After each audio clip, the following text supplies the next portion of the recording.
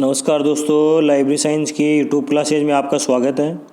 दोस्तों, UGC net की web series शुरू कर चुके हैं और वेब सीरीज़ का हमने नाम दिया अभिनव सीरीज़। और अभिनव सीरीज़ के माध्यम से आपको बहुत सारी चीज़ें जो अकॉर्डिंग टू नेट के सिलेबस में हैं, यानी नेट का सिलेबस जो है उसमें जो प्रश्न आए और वो भी लाइब्रेरी सब्जेक्ट से रिलेटेड, उन प्रश्नों की वेब सीरीज़ शुरू कर चुके हैं। और उम्मीद करता हूँ कि लगभग 3 से 4 वीडियो हमने डाल दिए हैं। ये सारे वीडियो आपको पसंद आ रहे हैं और जितना आप इन वीडियो को देखेंगे, जितना आप इनके बारे में जानकारी करेंगे, उतनी जानकारी आपको आने वाली नेट के एग्ज़ाम में आपको क्या हो जाएगी, मिल जाएगी। दोस्तों, आप ये समझो कि छोटी छोटी चीज़ों का कलेक्शन कीजिए जो आपके सिलेबस में है। सबसे पहला काम मेरे हिसाब से यही है कि आप किसी भी चीज़ की तैयारी करते हो तो आप उसके लिए सबसे पहले आप सिलेबस निकालें और सिलेबस में कौन सी चीज़ें हैं, कौन सी नहीं हैं, उनको आप भली भांति देखें। अगर आपको सिलेबस से भली भांति पता चल गया और सिलेबस के प्रत्येक बिंदु को अगर आपने टच किया हो तो आप ये समझो कि आप पहले अटेम्प्ट में ही आराम से क्या हो जाएंगे, नेट क्वालिफाई हो जाएंगे या किसी भी प्रकार के एग्ज़ाम देंगे तो उस एग्ज़ाम में आप क्या करेंगे, आराम से अच्छा स्कोर करने में कामयाब होंगे। तो दोस्तों, आज बात करेंगे अपन एक नई वीडियो के साथ में। अपना जो आज का जो टॉपिक रहेगा दोस्तों, वो आज का रहेगा एग्रीस। आज का जो टॉपिक रहेगा वो रहेगा एग्रीस। अगर बात करेंगे दोस्तों एग्रीस की, एग्रीस है क्या सबसे पहले तो अब देखो, अगर बात करें लाइब्रेरी ग्रेड 3 की, नवोदय विद्यालय, केंद्रीय विद्यालय या फिर दिल्ली लाइब्रेरी की, यानी डीएसएसबी जो भर्ती करवाता है उनकी, या हरियाणा की एचएसएससी बोर्ड की, तो उनमें तो देखो सीधा सा प्रश्न पूछा जाएगा। वो पूछा जाएगा कि एग्रीस का पूरा नाम क्या है। तो सबसे पहले तो देखो, आप एग्रीस का पूरा नाम बनाओ। आप इसका शॉर्टकट बना लो दोस्तों। तो शॉर्टकट कैसे बनाओ, देखो हर चीज़ के शॉर्टकट याद रहें। जैसे सबसे पहले बनाओ आप आईआईएस, यानी आईआईएस, और उसके बाद में बना लो एएसटी, उसके बाद में बना लो क्या भाई, एएसटी। अब देखो इसको कैसे याद करें, यानी ऐसा कौन सा मेथड अपनाएं जिससे आपको याद हो जाए। तो आप सीधा सा मेथड अपना लो खाली। देखो यानी सीधी सी बात करो तो सीधा सा इस तरीके से आप स्वरूप बना लो। देखो कि ये है इंटरनेशनल इंफॉर्मेशन सिस्टम, यानी इंटरनेशनल इंफॉर्मेशन सिस्टम, ये तो हो गया आईआईएस। इससे आपको दो चीज़ें याद हो जाएंगी, इंटरनेशनल इंफॉर्मेशन सिस्टम याद हो जाएगा और साथ ही आपको याद रखना agriculture science and technology. Agriculture science and technology, ये तो इसका क्या है भाई, पूरा नाम। यानी दोनों को जोड़ दो, international information system on agriculture science and technology. ये एग्रीस का क्या है भाई, पूरा नाम है। बात करें दोस्तों इसका हिंदी में पूरा नाम, तो ये हिंदी में बनता है अंतर्राष्ट्रीय कृषि विज्ञान एवं प्रौद्योगिकी सूचना प्रणाली, प्रौद्योगिकी सूचना प्रणाली। तो पहली बात तो इसका पूरा नाम बन जाएगा। साथ ही बात करें दोस्तों इसकी स्थापना किसके द्वारा की गई, तो इसकी स्थापना जो है वो संयुक्त राष्ट्र संघ, यानी यूएनओ बोले तो यूनाइटेड नेशंस ऑर्गेनाइजेशन के द्वारा इसका एक उपक्रम है और उसका उपक्रम का नाम है वो है FAO, यानी फूड एंड एग्रीकल्चर ऑर्गेनाइजेशन। यानी FAO का भी पूरा नाम पूछा जा सकता है आपसे एग्जाम में, तो वो भी आप याद रखेंगे। फूड एंड एग्रीकल्चर ऑर्गेनाइजेशन के द्वारा सन 1970 में इसकी क्या की गई थी, स्थापना की गई थी। साथ ही दोस्तों देखो, लाइब्रेरी है तो लाइब्रेरी में जैसे मैं पहले भी बोल चुका हूँ कि डेट कोई ज़्यादा मायने नहीं रखती, लेकिन डेट जो है वो आपको कई चीज़ों के नज़दीक ले जाएगी। जैसे यहाँ पर 1970 है तो 1970 में दोस्तों एक बजट से रिलेटेड भी बात है, तो आप देखो इसको जोड़ के याद रखेंगे जी, बजट से जुड़ी हुई बात है। तो आप यहाँ से कमेंट करके बताएंगे कि 1970 में एक बजट पारित किया गया, बजट की एक प्रणाली पारित की गई, वो कौन सी थी। तो आप कमेंट करके हमें क्या कर देंगे, बता देंगे। साथ ही दोस्तों आप हमें एक चीज़ और बता सकते हैं यहाँ से, जैसे यहाँ पहले एक नाम लिखा हुआ है यूएनओ नाम लिखा हुआ है, यहाँ पर एक नाम लिखा है दोस्तों यूएनओ। तो आप हमें बता देंगे, जैसे मैं आपको पूर्व के एक एग्ज़ाम का डेटा दे देता हूँ कि पूर्व के एक एग्ज़ाम में पूछा गया कि यूएनओ के वर्तमान महासचिव कौन है। एग्ज़ाम था केवीएस एग्ज़ाम 2018, केवीएस एग्ज़ाम 2017 और उस समय उसमें यूएनओ के प्रेसिडेंट कौन थे, उनका नाम पूछा गया था। दोस्तों 3 लोगों का विवरण है, मैं तीनों के नाम बताता हूँ आपको। एक तो एंटोनियो गुटेरस, एक बान की मून और कोफी अन्नान। आपको इन तीनों का क्रम बताना है मुझे, यानी कमेंट करके बताना है कि कोफी अन्नान, बान की मून और एंटोनियो गुटेरस, ये तीनों का सन कौन सा है या कौन कौन से सन में ये यूएनओ के क्या रहे हैं, प्रेसिडेंट रहे हैं। बात वापस आ जाते हैं दोस्तों एग्रीस पर और एग्रीस की चर्चा कर लेते हैं। एग्रीस की स्थापना संयुक्त राष्ट्र संघ यानी यूएनओ के एक उपक्रम की बात करें तो FAO बोले तो फूड एंड एग्रीकल्चर ऑर्गेनाइजेशन के द्वारा सन 1970 में की गई थी, जो कि पूर्णतः अपने विकसित स्वरूप में कब आया, तो आपको याद रखना है सन 1975 में, यानी 1975 में क्या आ गया था, अपने पूर्ण स्वरूप में आ गया था। बात करें दोस्तों इसका उद्देश्य उद्देश्य क्या है, तो इसके उद्देश्य की भी अपन यहाँ चर्चा कर लेते हैं। देखो इसका उद्देश्य क्या है, वो है विकसित देशों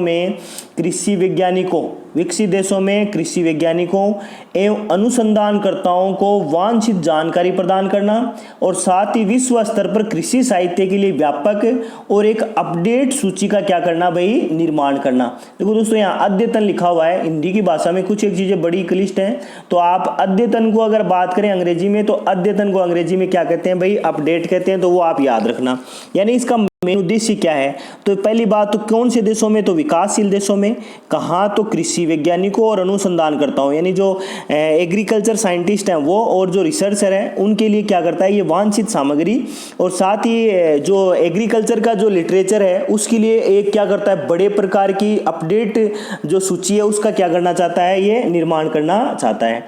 दोस्तों अगर एग्जाम ग्रेड 3 या KVS हुई तो वहाँ तो सीधा पूछा जाएगा एग्रीस का पूरा नाम क्या है। पहली बात, एग्रीस कौन से सन में बनी।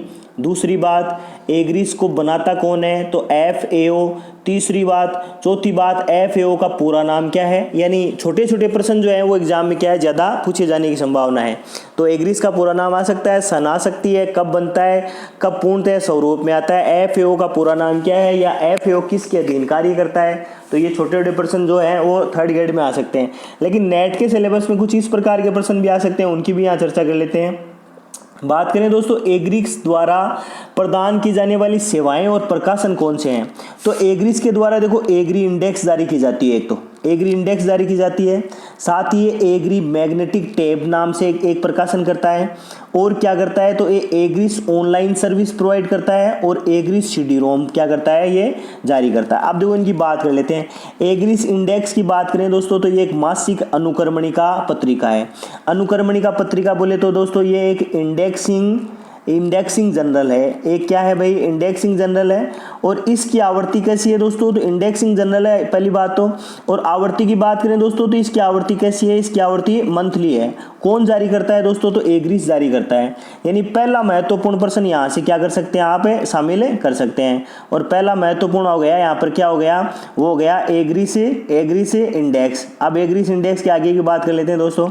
दूसरा प्रश्न बनता है वो है एग्रीस मैग्नेटिक टैब। ये भी क्या करता है, तो याद रखना है, देखो ये डेटाबेस को मशीन रूप में, डेटाबेस को क्या करता है भाई, मशीन रूप में, डेटाबेस को मशीन रूप में क्या करता है, ये जारी करने का कार्य करता है। किसके माध्यम से करता है, तो आप याद रखेंगे मैग्नेटिक टैब के माध्यम से करता है। कौन करता है, तो एग्रीस यहाँ पर कर रहा है। बात करें दोस्तों इसके आगे की, एग्रीस की ऑनलाइन सर्विस प्रदान करता है। कौन करता है, तो वो भी एग्रीस करता है। ये भी किस रूप में है, तो आपको याद रखना है कंप्यूटरीकृत स्वरूप में है। दोस्तों कंप्यूटरीकृत स्वरूप की अगर बात करें शुरुआती चरणों में, तो आप ये समझ लो कि जो ऑटोमेशन जो है वो किससे रिलेटेड है, तो ऑटोमेशन जो है वो केवल और केवल क्या है, स्वचालन यानी जो है वो कंप्यूटरीकृत या मशीनी स्वरूप से है। और उसी श्रृंखला में क्या करता है, ये एग्रीस जो है वो अपनी ऑनलाइन सर्विस प्रदान करता है। बात करेंगे इसके आगे की, तो आगे है दोस्तों CD-ROM यानी compact disc read only memory. ये भी क्या करता है, मेमोरी स्टोरेज हेतु क्या करता है, एग्रीस CD-ROM को भी क्या करता है, ये जारी करता है। साथ ही दोस्तों बात करेंगे इसके विशिष्ट आंकड़े, और ये विशिष्ट आंकड़े जो है वो UGC नेट एग्जाम के लिए बड़े इंपॉर्टेंट है।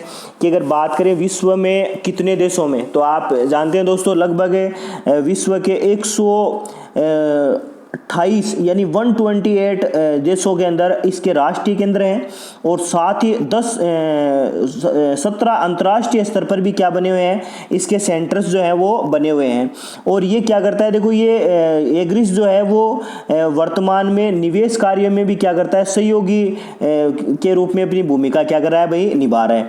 अब इसका ये वाला प्रश्न तो देखो यहाँ एग्जाम में आए कि नहीं आए, लेकिन इसका एग्जाम में प्रश्न आएगा भारत का। अब भारत की बात कर लेते हैं दोस्तों। भारत में अगर बात करें तो भारत में दोस्तों ICAR, देखो ICAR का पूरा नाम पूछा सकता है, ये है Indian council of agriculture research, यानी ICAR है Indian council of agriculture research.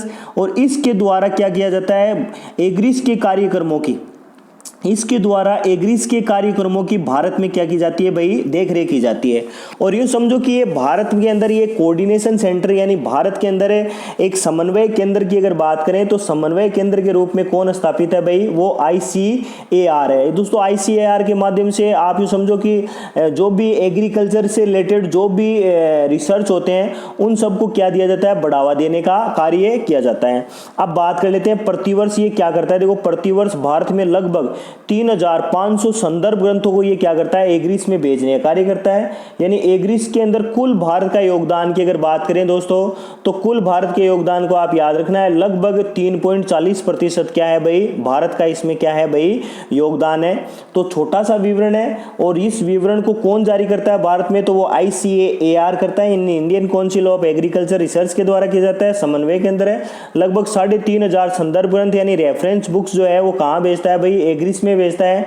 और संपूर्ण विश्व का लगभग 3.40% भाग क्या है भाई, ये भारत के माध्यम से वहां पर क्या किया जाता है, भेजने का कार्य किया जाता है। दोस्तों मैंने इसमें एक मेन मोटिव इसका जो पार्ट जो है वो मैंने छोड़ा है। यानी आप ये समझो कि आप भी अपनी तैयारी को कैसे परखें, आप अपनी तैयारी के बारे में कैसे जानकारी रखें, किन किन चीज़ों का सहारा लें जिससे आपके पास में एक अच्छा कलेक्शन हो जाए। तो मैंने यहाँ पर आपको एग्रीज का मुख्यालय नहीं बताया है, तो आप मुझे कमेंट करके बताएंगे कि एग्रीज का मुख्यालय कहाँ है और कौन कौन से ऐसे स्वरूप हैं जो एग्रीज के माध्यम से एग्जाम में पूछे गए हैं। उन सब की बात भी मैं जो नेक्स्ट इनिसिस का वीडियो डालूंगा उस वीडियो के माध्यम से आपके सामने शेयर करूंगा। तो आप लगातार देखिए। दोस्तों मेरा मोटिव आपसे प्रश्न करना बिल्कुल भी नहीं है, बस मोटिव एक ही है कि आप जितना अधिक इनको देखेंगे, जितना अधिक आप जानकारी करेंगे। जैसे मैंने आपको एग्रीज का मुख्यालय ढूंढने के लिए बोला, तो अब आप इसका मुख्यालय जैसे आप ढूंढेंगे तो आप ये समझो कि आपके पास में एक साथ लगभग 10 से ज्यादा प्रश्नों के क्या मिलेंगे, आपको जवाब मिलेंगे। ये तभी मिलेंगे जब आप इनको अन्य रेफरेंस बुक में देखेंगे। अन्यथा तो क्या है, देखो आप भिन्न भिन्न प्रकार के जो भी यूट्यूब क्लासेज हैं उन यूट्यूब क्लासेज के माध्यम से आप देखेंगे, पढ़ेंगे और जहाँ जहाँ जो भी गलतियाँ या त्रुटियाँ सही जो भी वीडियोज बताए जाते हैं या मान लो भूलवश कहीं बता दिए जाते हैं उन सबको आप देख लेंगे, एक अच्छा कलेक्शन हो जाएगा। लेकिन आपका स्वयं की जो क्रिएटिविटी है यानी आपकी स्वयं की जो सृजनशीलता है वो सामने नहीं आएगी। तो उस सृजनशीलता को जारी रखने के लिए या उस सृजनशीलता का जो स्वरूप है उसको अपने माइंड में बिठाने के लिए आप स्वयं थोड़ी सी तलाश करेंगे, कमेंट बॉक्स के माध्यम से बताने की कोशिश करेंगे। एक नई वीडियो के साथ में दोबारा मिलेंगे, तब तक के लिए जय हिंद।